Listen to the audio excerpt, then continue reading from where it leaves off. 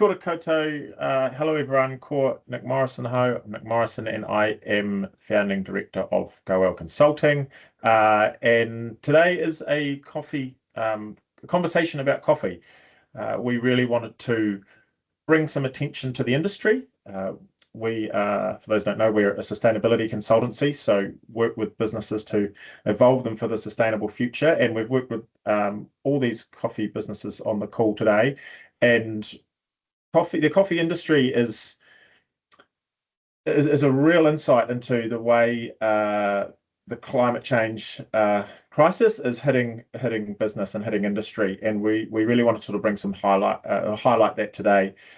Coffee businesses and the ones on this call here today are in this tricky position between the growers of coffee and the consumers of coffee, and trying to provide a product that is the quality that the drinkers want it to be at a price that they expect it to be, while also dealing with farmers and growers who are having their crops wiped out due to floods and pests and disease and other extreme events related to climate change. So today's conversation is going to sort of be centered around that, but also looking into the ethical side of things as well. A lot of the countries where coffee is grown are developing countries, or less wealthy countries, and some challenges obviously with that.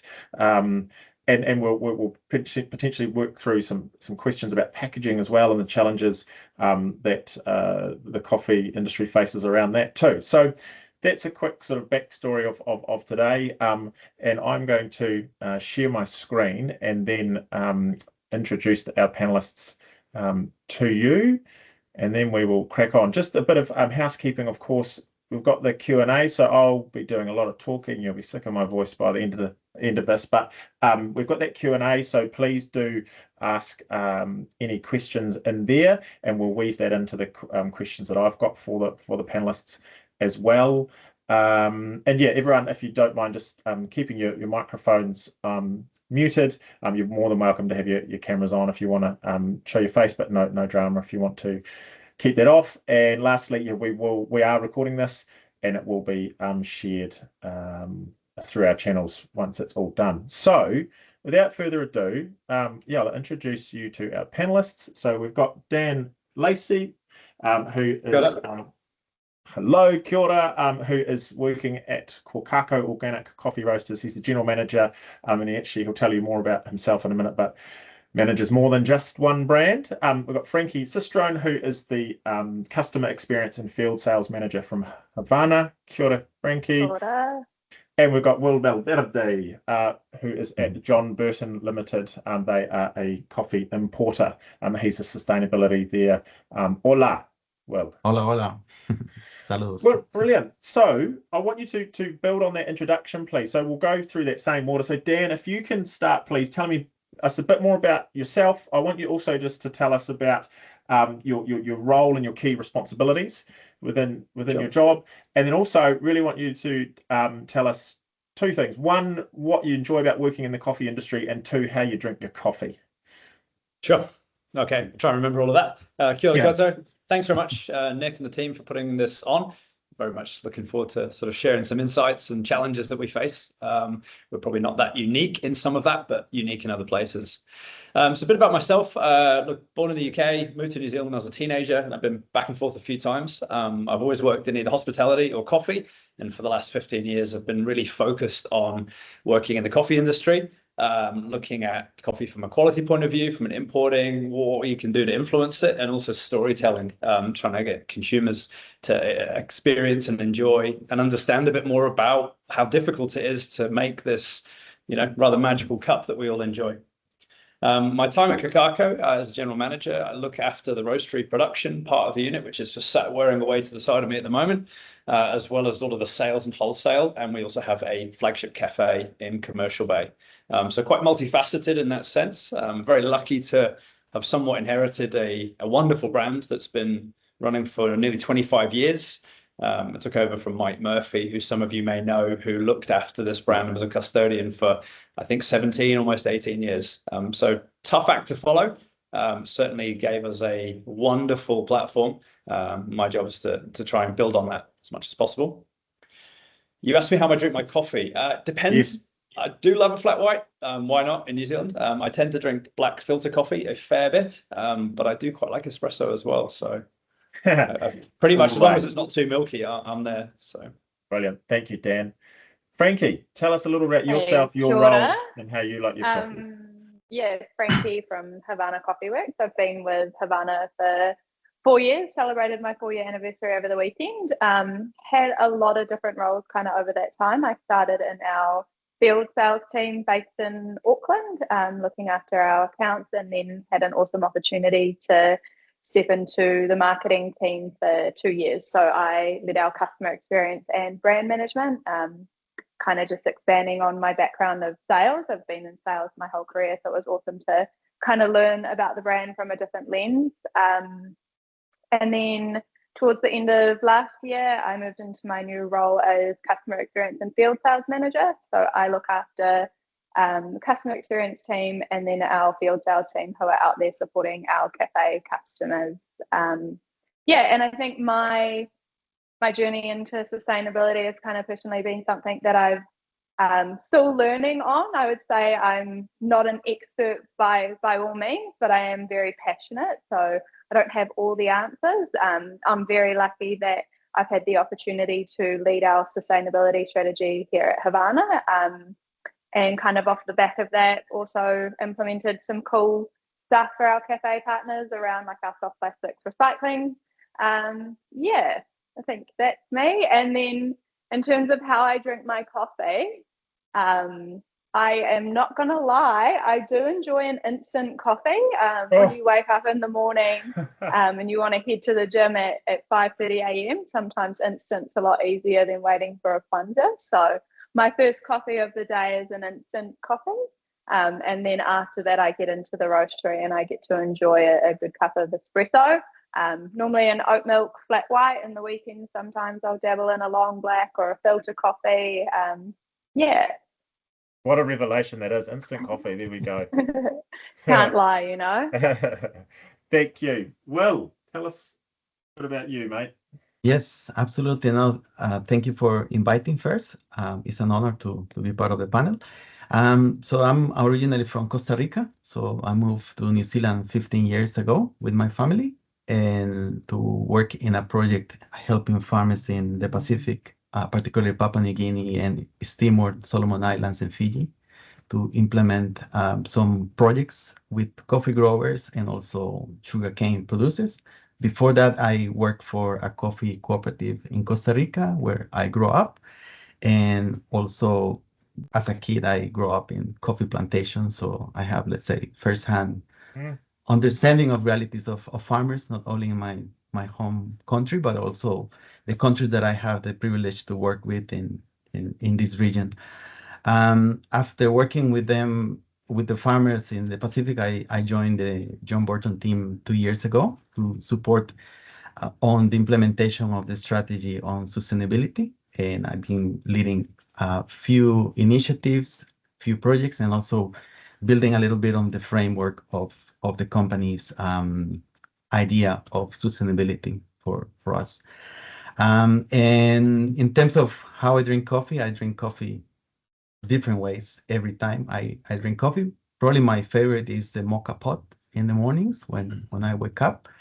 But AeroPress or Espresso, you cannot deny that to anybody. But always black. I would say that's my favorite. Sometimes I help the dairy industry with a flat white, but most of the times it's a black coffee in my side. Very good.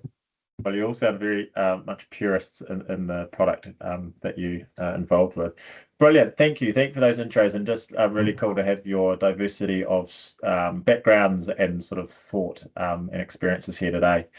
So I'm going to come back to you, Will, and I want to ask, and I'm going to ask you all this question, just to talk a bit more about your business's role within the coffee industry. So tell us a bit about what John Burton Limited do, and also, I want you to talk about why you sort of started focusing on sustainability, why you went down that path of developing that strategy.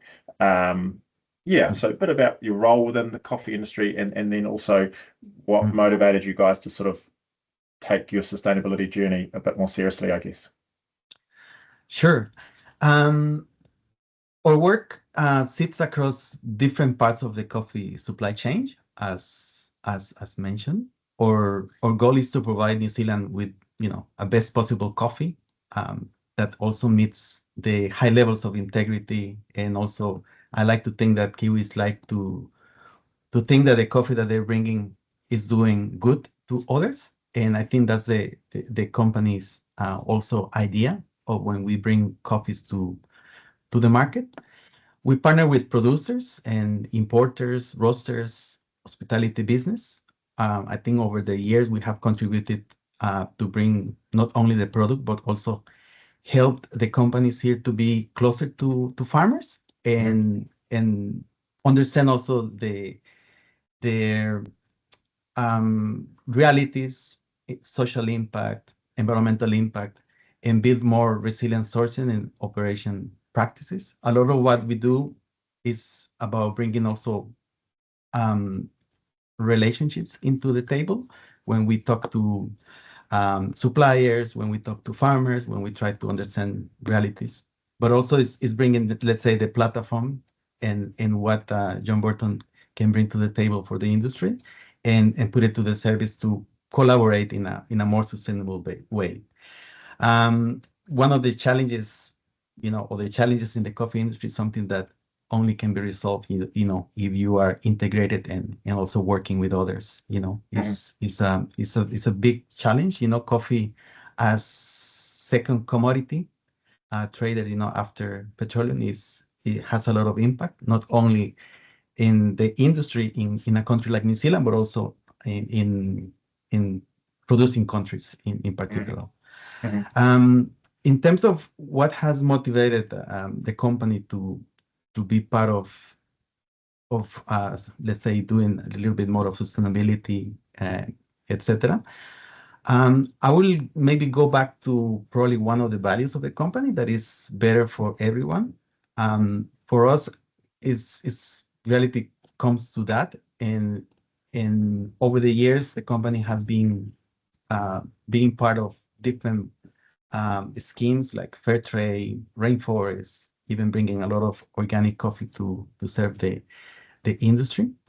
But the first thing I would say that we also understand as a company is the different risk facing by the coffee sector that are high to, very big to ignore.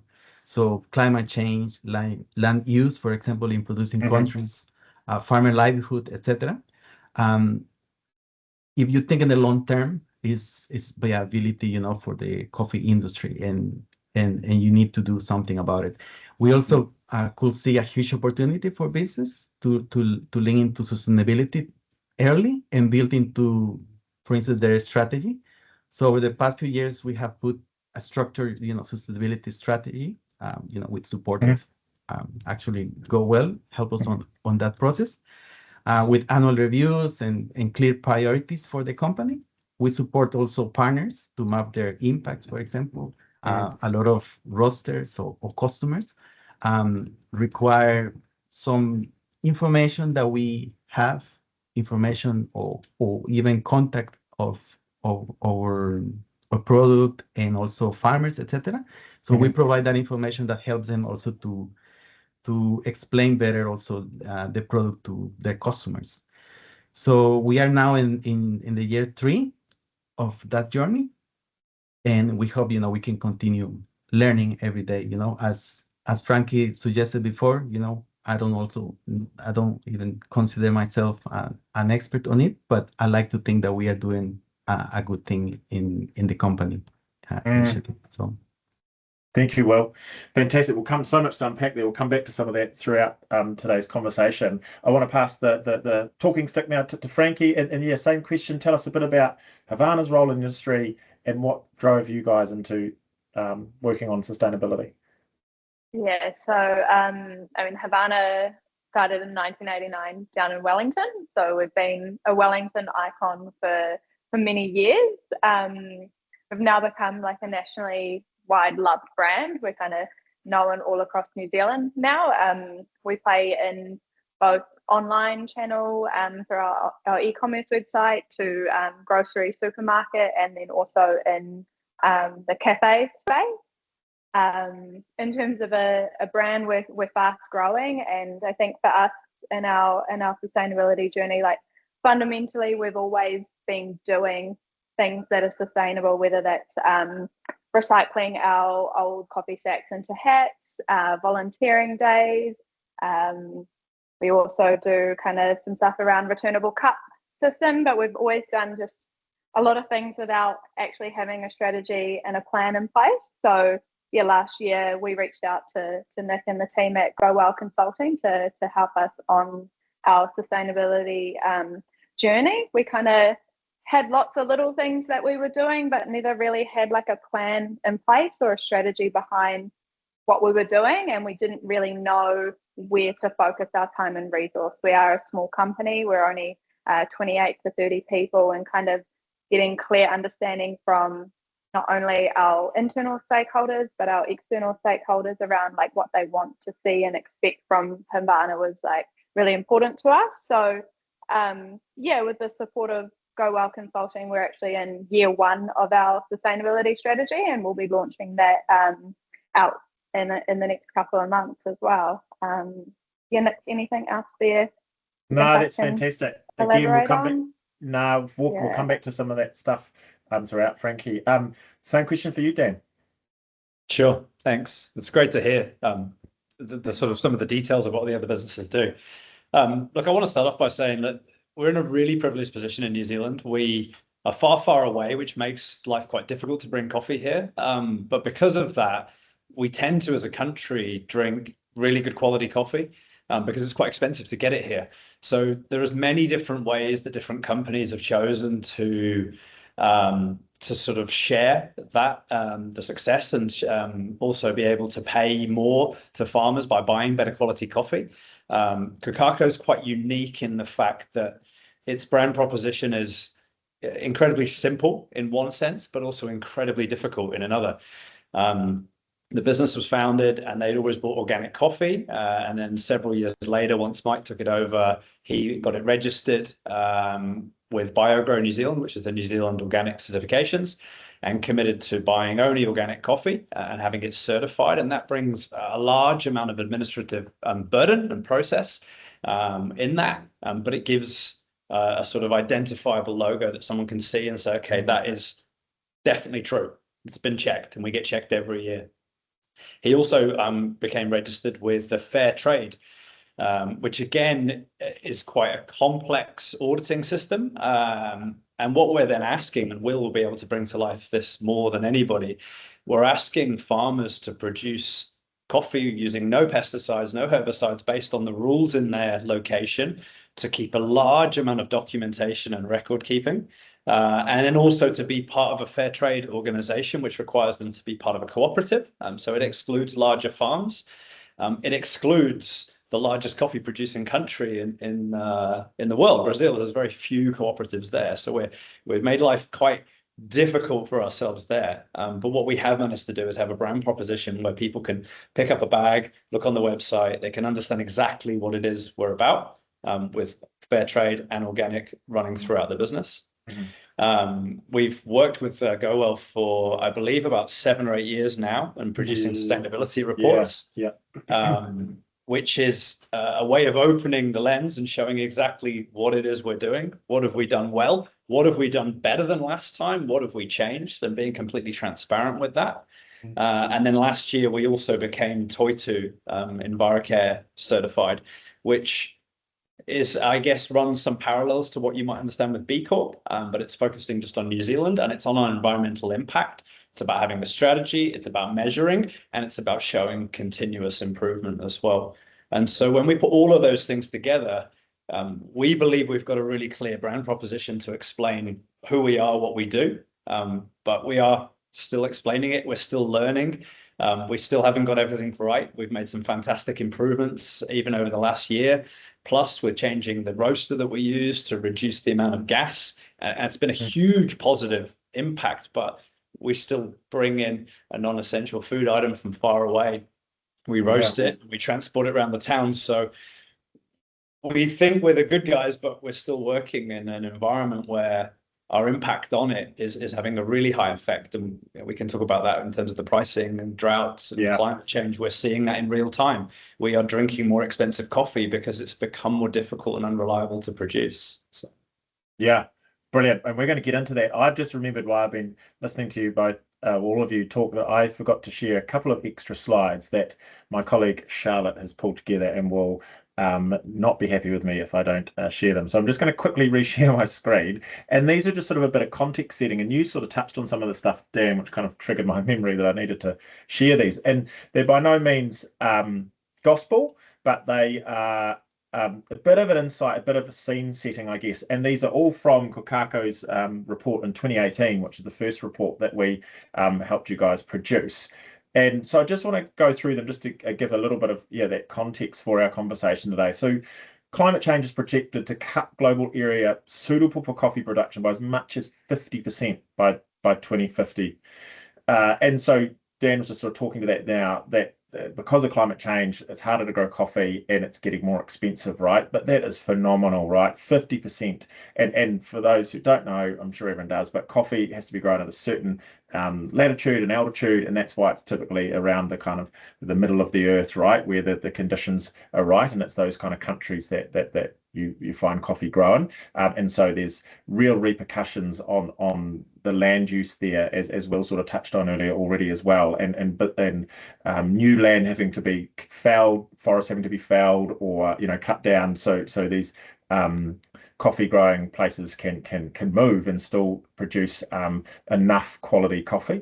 But that's one pretty I guess astounding impact of climate change in industry. This one by Fair Trade, it's old, but still it makes the point how many people worldwide depend on coffee. It's millions and millions of people rely on coffee for their livelihoods. And Will talked about his childhood and his early years being one of those people.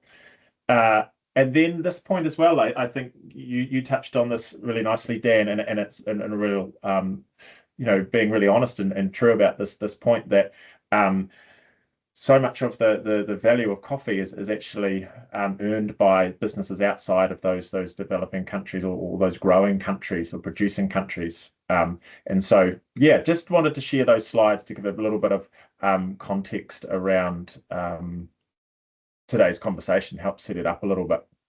I'm going to now come back to you, Will, and a question around the complex global supply chain that Dan sort of touched on a little bit there. So JBL are in there having these conversations with growers and connecting them with the roasters.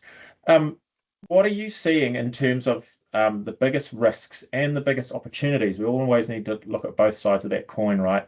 Around sustainability within that supply chain. So what are the biggest risks and opportunities for sustainability related actions within the coffee supply chain that you are seeing? Yeah, no, I think I also need to maybe go back to refer to that slide where 50% of the production is expected to be reduced, by 2050. I remember that report from a few years back. If I go back to my homegrown town, I just came back in January from there, I can confirm that in that particular area already happened. The production that we used to have 20 years ago when I was there, compared to the one that we have now, has been reduced around 50% already. Wow. Due to different factors. One of them was actually climate change. Is very, it's a topic that a lot of people talks about it, etc., but hasn't experienced itself. Just before I came to New Zealand, we had a big affection of coffee rust and impacted a variety that we had in our coffee gardens, and really, reduce the production straight away. Farmers didn't have the option to, try to fix the plant or make the plant healthy again. The plant needs to be replaced straight away. A lot of them just made the difficult decision to stop producing coffee because it was not viable for them. There were no the varieties that were resistant to this kind of diseases. You know, I remember we had 3 weeks completely of rain, like today in Auckland, with non-stop, not sunlight. So the disease, you know, had the perfect, you know, conditions to grow. So saying that, also going back now where I went to my town, I also observed, you know, few things that farmers have been doing in order to mitigate the impact of climate change. So for instance, the varieties that they are using now are more resistant to it. Right. Also, they've been using some that are more productive. The yield is higher. But even that they've been doing that, and you know, maybe for the background of people who do not have the understanding of coffee growing, from the day that you plant a coffee plant until you are able to produce, it can pass 3-4 years for the first harvest. So that means farmers have been absorbing that for many years, trying to get the gardens going, replace the varieties, and get back into production. For me, it was glad to see new generation coming on board. I'm probably the third, fourth generation of coffee growers in my region, if I have to put it in context. I've decided to do something else. I'm here working in another part of the supply chain, but it was great to see that new youth are engaged. They are producing high quality coffee, and they are optimistic, let's say, of future. And that was, let's say, a really positive thing. So things that, as you suggest, you know, opportunities there are supporting this kind of initiative where youth are involved, where new varieties are involved, where production areas are being managed in a more environmental friendly way. Using of compost is something that I noticed that they have done. My cooperative in Costa Rica also, they managed to find a solution for the water treatment plants, for example. So now, instead of throwing the mucilage of the coffee, that is like a superficial honey that the coffee has, now they managed to do a byproduct of it, and they have a antioxidant that they are selling already in the market. So not much of that goes into a river or into a creek, for example. So in general, I would say also I'm very privileged to see what is happening also in different other countries. And I think a lot of training, a lot of capacity building, more data that is available for information is available for farmers, and how they can also mitigate the impact of climate in particular. So the price is high not only because the war that just started a few weeks back, but also because in some producing countries they've been facing a lot of challenges with rain or droughts, etc. And price, you know, is up because of that in a lot of extent.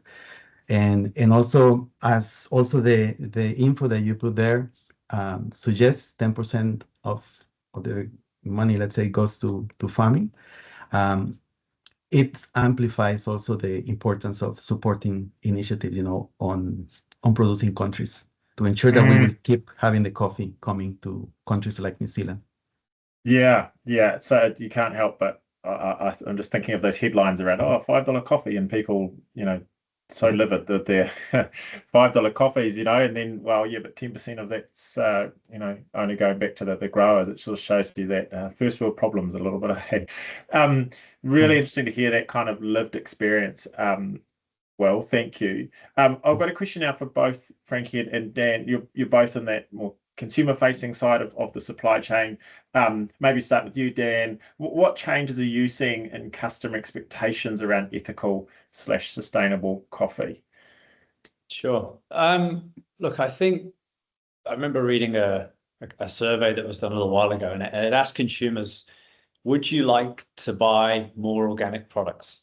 And everyone says yes. I mean, if we think about the food that we eat, the food we feed our families, our friends, we would like to buy better products. And the next question is, well, what stops you from buying more?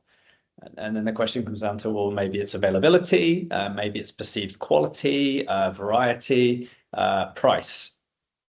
So certainly in the last couple of years, we've all had large increases to the cost of living, from whether you have a mortgage, potentially rent, currently fuel, insurance, the list goes on. Groceries every week. I mean, I've been back in New Zealand 3 years, and sometimes I walk around the supermarket and I'm like, how is this costing so much? And I'm not always buying from an organic supermarket, you know. So the challenges are there. I think what is, I wouldn't say it's ironic, but when we talk about making better choices for how we grow things, making better choices for how we process things, those poor choices that we're forced to make sometimes are actually driving the problem that we're then having to make poor choices on. So it's tricky. It's not as simple as saying, let's just all do organic, or let's all do fair trade, or let's all buy this. But we've certainly seen in the last couple of years from the wholesale customers we supply to, they are very price sensitive. Businesses that, we've got some incredibly loyal customers to Kōkako. And an example which really blew my mind, we had to increase prices last year, as many people did. We give as much comms and context around it as possible. For wholesale customers who are then trying to on-sell coffee, we're helping them get that narrative correct. We're doing it in our own cafe. We're trying to bring to life, okay, this many dollars here equals this many cents per cup. It's not that big as you think, but let's help you with it. But we also put those comms out to our home consumers. They're some of our biggest fans, the most loyal customers who buy coffee. We ship it out. The team are literally picking and packing and sending hundreds of bags out every day. When you put a price rise out, you don't expect anyone to say thanks. We actually had over a dozen people that emailed in to say thank you. Not necessarily because they wanted the price higher. Thank you for sticking to what's important to me. Thank you for not changing the quality, the ethics, the certifications, the compliance, the transparency that we believe in you for, and we will continue to support you. We accept the price rise and we applaud you for it. And myself and Christian, I think we were sort of, wow, that's incredible. Now, not everyone can afford that. I totally get that. Coffee is a luxury for many people, and it's a luxury people have had to cut down on. But to have people say thank you for doing what's right, it's quite emotional talking about it. It feels like a real honor to be, the custodian of this business and trying to keep driving that, and to make those difficult choices, to put pressure on the team at JBL saying, please find us this coffee that's fair trade, it's organic, it's high quality, bring it to New Zealand. We're asking a lot, but there are customers out there that applaud us. There are some that have traded down because times are tough. Yeah, I'm going to come back to you a bit more about some of that certification questions, Dan. But Frankie, I'm really interested from your role as customer experience and field sales manager. Nice mouthful that. What are you seeing? Are you seeing changes in customers and consumers, wholesale customers and the end consumer, in their expectations around ethical and sustainable coffee?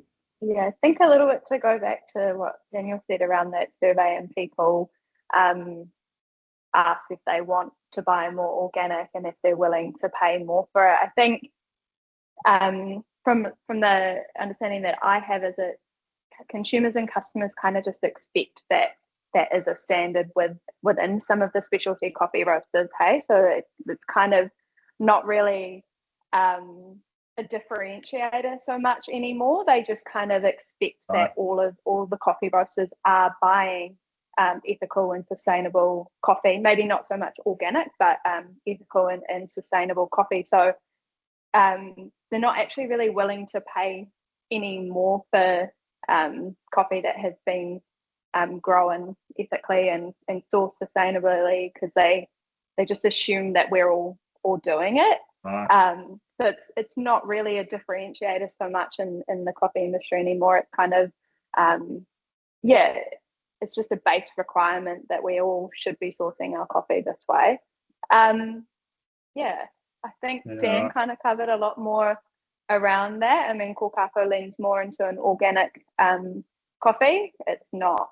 Havana does ethical and sustainable around our coffee, but we don't lean into organic as such. So yeah. Mhm. Yeah. We'll come back to you then, Dan, around those certifications, and you've talked to them a bit already.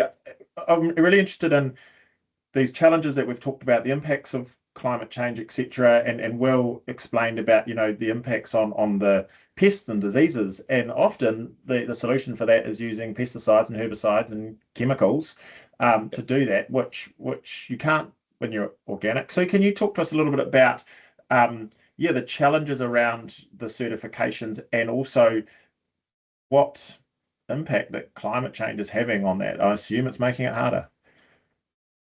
Yeah, look, I'm not a coffee farmer. Will's probably best placed to explain sort of how some of the farms work at origin. But certainly, country by country, there are restrictions on what can and can't be used. Let's say, for example, Rwanda, which has been an incredible producer of coffee, but had a real problem with a bug that would eat into the coffee cherry, and the resulting flavor would taste like grated raw potato. So really distinct, really unpleasant. It's not what you want in the cup in the morning. Yeah. And it was costing the industry the huge amounts of money. Now, one thing you say is, okay, well, let's go spray everything. Lots of the farmers did do that, but also they worked really, really hard on pest control and using traps to actually catch the bugs and reduce the incidence. So it's an example there where you don't always have to reach for the pesticide or the herbicide. But certainly, and Will talks about, that leaf rust, there's very few things that can treat that. Lots of things that farmers will do, and they'll do it with grapes in New Zealand, and they'll spray, sulfates and copper and different chemicals on there to reduce that incidence. It's pretty challenging. And as I said, we're looking for coffee farmers to do, if you drew a Venn diagram of difficulty, we're asking for the bit right in the middle and the several circles there.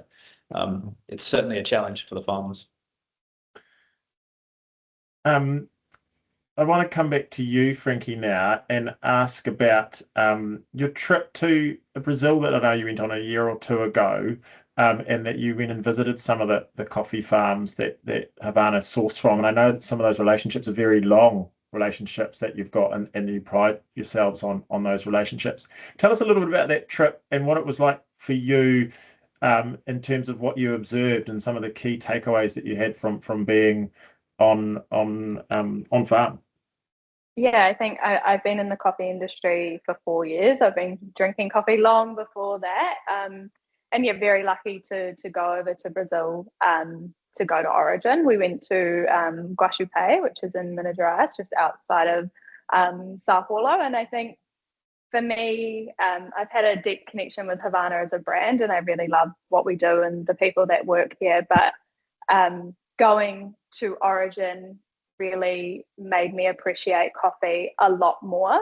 And I think I didn't really fully grasp the whole supply chain and kind of what that looks like. I thought, coffee's grown overseas in Brazil and it travels a long way, but I never really thought about how many people actually touch the product before it even makes it to our roasters, not alone into the consumer or the customer's cafe or at home. And that really made me appreciate the product a lot more, going to be able to meet with some of the farmers and talk about, the challenges that they're facing. A lot similar to New Zealand, you've got weather, and I think Will's kind of talked a lot about that, but also outside of that, they have they're on the same journey as us, they're learning and it's changing all the time, and they're trying to keep up and keep on top of things and finding new ways to do things that not only are going to help to increase harvest, but also help with costs as well, because the cost of living crisis is everywhere, not just in New Zealand. I think, I remember sitting in the airport. I flew from Sao Paulo to Rio afterwards, and I remember sitting there and just reflecting and having this really heavy weight of connection to these people that I've just spent a week with, and thinking, these people, nobody knows about them when they're drinking a cup of Havana coffee, but they start the story, and we wouldn't be able to have the coffee we do without the farmers and the growers and their families, and just everybody in those communities. You know, you can kind of, I mean, where I was, I kind of took me back to where I grew up in like a small lifestyle block where you kind of know your neighbor. I think everybody there knows each other and they're all trying to help each other out. Yeah, I think I was overwhelmed with like emotion to there, also love for the product as well. Yeah, I think goes from, you know, people picking the coffee. I mean, in Brazil, they have a lot of machines that pick their coffee, so it's not hand harvest as much as it is in other origins, but then it also goes through the process of being graded, and then you have the team who cuts it there, and then it gets put onto a truck, and then it goes onto a ship, and then it goes into the dock in New Zealand, and then from there it's like it's on another truck to go to a roastery, and then you have your team that roasts the coffee, and then you have the team that pack it, and then you send it out on a courier again, and then it goes to a barista or somebody to drink at home or a supermarket, and then finally you have that coffee. So when we talk about, you know, the price of coffee, you have to look at the journey that it goes on as well. It's not as simple as, you know, from A to B. It's a long journey, and a lot of people's time and effort and passion that goes into it as well. So yeah.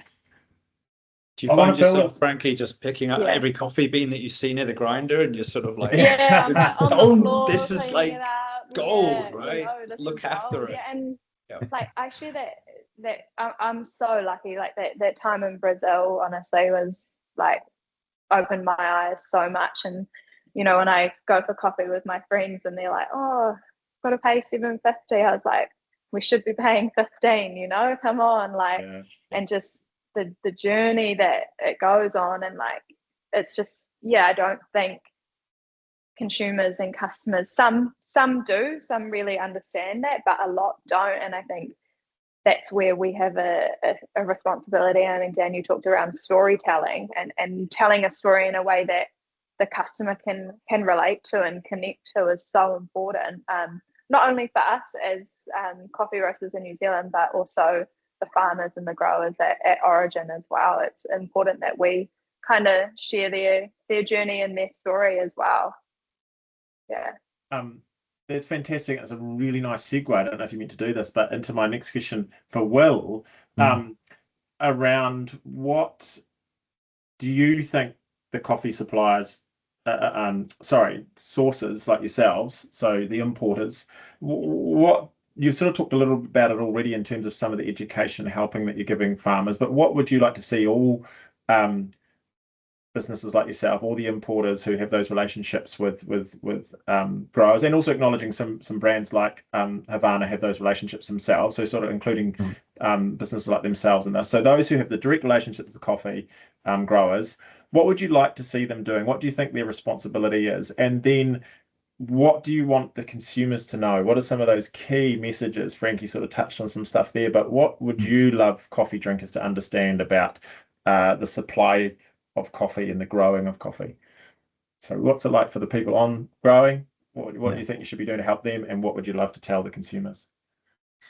Yeah, so for me, obviously importers sit in a really influential position or gatekeeper for, you know, for what it comes to the country, you know, in the supply chain. So as mentioned before, we have a good relationship with not only with the suppliers, also with some farmers that we have buying from over the years. The company has 40 years, and we've been building relationship with them for a long time.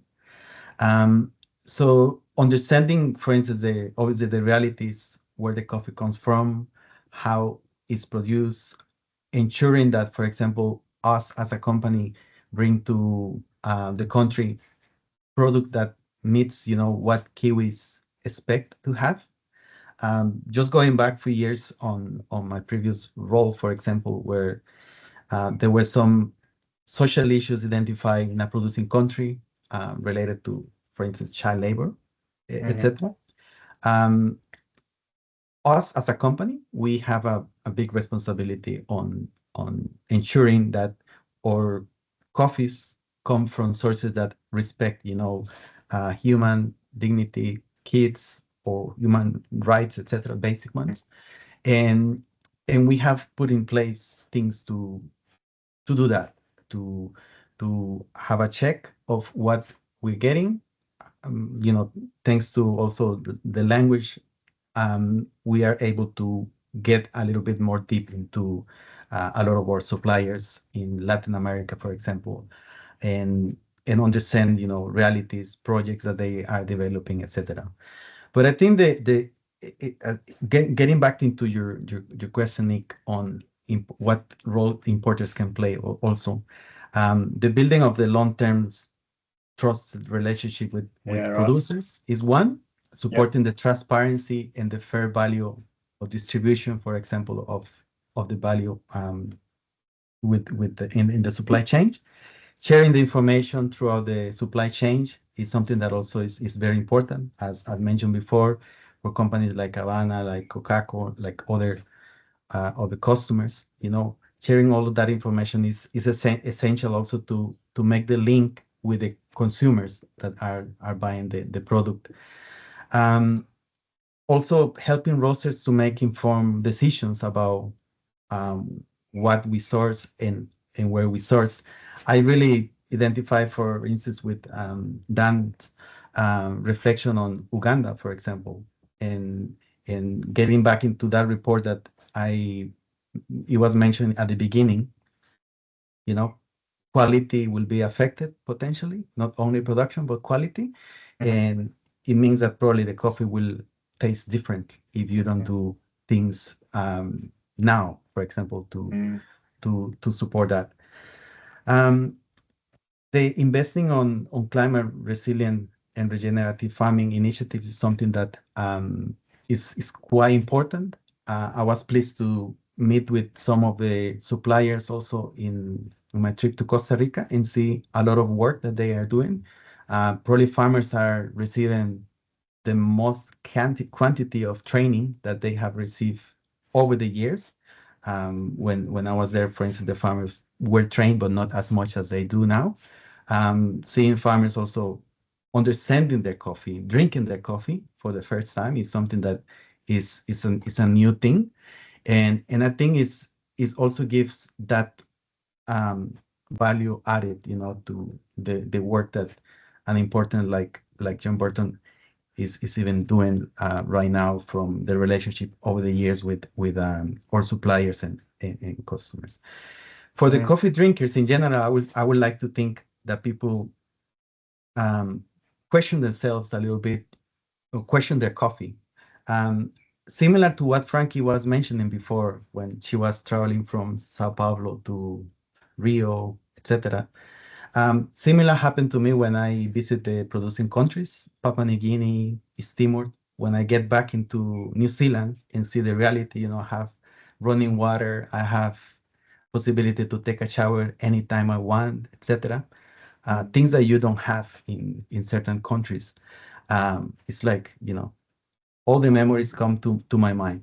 But for me, one of the areas that I always have been a father as well is the coffee that I'm drinking is safe to say, that is not child labor involved, for example. When you get into, you see a coffee that is too cheap, etc., similar to clothing, etc., you need to ask all of those questions as well. So from us, from our ethical point of view, we are doing our best to ensure that it's not happening in any of the 26 different countries where we source coffee from. And if something is identified, we have a process, to react and try to mitigate the impact of that. So I think as an importer, I think that's our role, and also responsibility to ensure that is the case. Thank you. So much to think about there. Just the time is racing by. We've still got 10-ish minutes, 9-ish minutes to go. So just want to take this opportunity just again to those on the call, if you've got any questions for our panelists, please do pop them in the Q&A function. And now I've sort of got a broader question for all of you to ask. So maybe time to hear from you again, Dan. So if we start with you, more broadly, what are excuse me, what are some of your key learnings, or Kōkako's key learnings on your sustainability journey so far, and what advice would you give to other businesses wanting to improve their own sustainability performance? Sure. Yeah, look, it's a great question. I think, obviously Frankie and the team at Havana have started on this journey, and it can be really daunting, right? What am I going to find out? What am I going to have to do? What data do I need? How am I going to organize it? How do I communicate it? What if it sounds bad? What if it's not as good as him then there? But the best advice I had from someone many, many years ago, and it was echoed again by Mike, who looked after Kōkako for 17 years, was just get started. Just start measuring things and start improving them. You won't fix everything at the start. You won't be able to get everything right, but start measuring those things. Be transparent. Share the data publicly. Say, look, we're not perfect. Frankie mentioned it earlier. I don't have all the answers. Business isn't perfect. I've said it as well. This isn't a perfect business, but let's do the best possible thing we can. But that starts just by measuring it and by starting. It's certainly been an immense help working, with GoWell, helping us communicate that and put it together in the right amount of data, because you can death by data otherwise. We've got to tell stories that resonate to people. There are some surprising things that I guess we've learned along the way, one of which is reusable cups. There's been, I remember polystyrene, styrofoam cups when I was a kid. Takeaway coffee wasn't really a thing. You see people with those cups and you're sort of like, gross. And well, we don't have those anymore. We've come a long way. We're now using paper. We're using materials that are aqueous, or they've got less plastic, or whatever it is. We've been measuring the reusable cup usage in our cafe for many years, and it hasn't really changed. Yeah. And the cafe is in the bottom of Commercial Bay. There's 4 office towers. We have incentives. You buy a cup, we'll give it for free. You do this, we'll give you a discount. Well, you can buy one here, you can bring one here. You can bring the mug down and ask us to make the coffee, and it's fine. And those people have to go back in the lift, press the button, go back to their desk. And yet it's remained pretty static over the years, even though our sales have increased. So in real time, maybe it's gone down. Yeah. It's a small thing. It's within people's capability. They have to just get started, and you just say, it's a bit like going to the gym. Right, I'm going to go. I might be there for an hour. I might hate it, but I'm going to go again. I'm going to go again. I'm going to go again. And then it becomes your habit. And it's not that difficult a habit to make. We have considered completely banning reusable cups. I supplied a company in the UK. I work for a company called Electric Coffee Roasters over there. And one of our larger customers, 25 cafes, Boston Tea Party, look them up. They ban takeaway cups. Wow. And I remember their head of brand telling me they were going to do it. And I had to give a classic English, "That's brave." And she was like, yeah, it's absolutely bonkers. And we're going to lean into it. And they did it. And they prove you can run a successful cafe with banning takeaway cups. Yeah. So I'm not saying we're going to do it straight away, but definitely something we consider. I know, because the work we've done with you, Dan, that you guys have sort of tried that at the Commercial Bay facility, but it impacted sales. I know that I don't know if it was last year or year before. Was it for the Plastic Free July? You did like a campaign throughout. If they brought along another container, you'd fill that up with beans. But then you also did one of the days, no takeaway coffee cups at all, had to be reusable. And yeah, it really impacted your sales, right? It was quite noticeable. Yeah. And so how do you continue to tell a good story and encourage people to be a bit better and a bit better? Yeah, you can beat them into submission. I think if you bring people along for the journey, call them in, not call them out, it tends to work better. But I don't know, maybe we're not being brave enough. I don't know. Yeah, and we've talked about this with Frankie and Havana, and they've also tried with the reusable cups and using the again model, and the challenge of trying to do it on your own as a brand, and versus doing it with multiple coffees brands, but also cafes within an area. And there's I know there's a reasonably well-known reusable program in Portugal. I think it was in Lisbon that they did it, and the key was that everyone within that vicinity of that sort of shopping district all got on board, and they had these like what do you call them, like vending machine type reverse vending machines where you can put your cups back in, right? So when you get into that reusable cup thing, I think it's about the industry sort of coming together, or perhaps a geographical location coming together. So Frankie, do you want to share any of your key learnings and any advice that you've got for other businesses on their journey? Yeah. You're at a really interesting point, right? You've just created the strategy. We went through all that work last year, and now we're starting to action it. I think fixing on what Daniel said, Dan, just be curious, like ask those questions that maybe you don't know the answers to. And I mean, I was really nervous coming on this. I said to Nick, like, I don't know, I don't have the right to sit here and chat, but I'm learning, and I'm always asking questions, and I'm reaching out to other people to understand and get insights. And I think having a strategy in place is going to be really key for us at Havana, to know where we can kind of focus the time and energy, and really listening to what our customers and consumers want from us and expect from us. But be curious, and don't be afraid to put your hand up and ask the question, because if you're thinking it, the chances are there's 3 or 4 other people who have the same question. They're just afraid to ask it. And I think the world of sustainability can be really daunting and like overwhelming, of like, oh, do we focus on climate change? What is climate change? And greenhouse gases, what is that? Or do we focus on packaging or returnable cups, or where do you put your energy?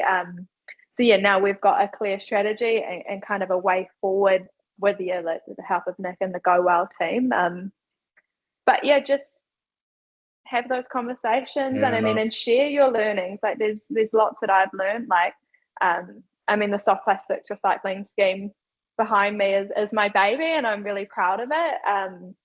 We actually cover the cost of our cafe's soft plastics recycling, and it gets turned into Save Board, and that kind of just came from us changing our packaging. And I challenged the leaders here at Havana. I was like, well, what can we do around making it easy for our customers to recycle, because it's not that easy. And I mean, we talked about the returnable cup system.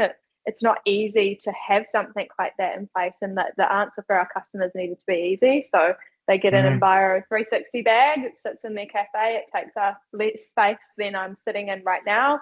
They put their empty packaging in it, they give us a call, we send them a courier label, and it gets sent back to Save Board to be made into building materials. And that's a lot easier than, like, yes, cafes can go and take it down to the supermarket, or they can do that, but then they've got to have the time and they've got to remember to take it down there, but it's right there and it's easy for them to access. So meeting them where they are. Yeah. Thanks so much, Frankie. Hey, look, with 1 minute to go, well, no, that's fantastic, Frankie. I really loved all of that. With 1 minute to go, well, just quickly, any key learnings for you or advice? I will say I'm with Dan and Frankie, and I think they summarize very well. For me is, clarity, know, what it matters for your company, what is your biggest risk, what are your biggest opportunities, and then sustainability will become much easier. I would say second one, it will be embedded in a strategy for the company. And the third one, make sure that you understand that you cannot do anything alone. You need partnerships are essential in order, for you to progress. And last thing, let's say, is my reflection is remembering when Dan was talking also, when I was picking coffee, when I was in high school, etc. 6 a.m. after a rain, just moving the plant and getting into it. So it's just a start, So once you start, everything also becomes easier for you. Brilliant. Hey, thank you so much. Thank you to all of you so much. Really appreciate you taking time out of your day to be part of this conversation. I could talk to you all day. There's so much more there. We've only just scratched the surface, as we all know. But hopefully that's really helpful to those on the call to sort of understand a bit more about the coffee industry, about the challenges they're facing around climate change in particular, and trying to communicate that through to a consumer who wants it for cheap and at a certain price, but also a certain quality. So it's definitely not an easy task for them. Thank you all. Ka kite. Thank You're welcome. you. Bye. See you later. Thanks very much. you. Thanks, Frankie and Bye. Will. Thanks, Nick. Bye. You're welcome.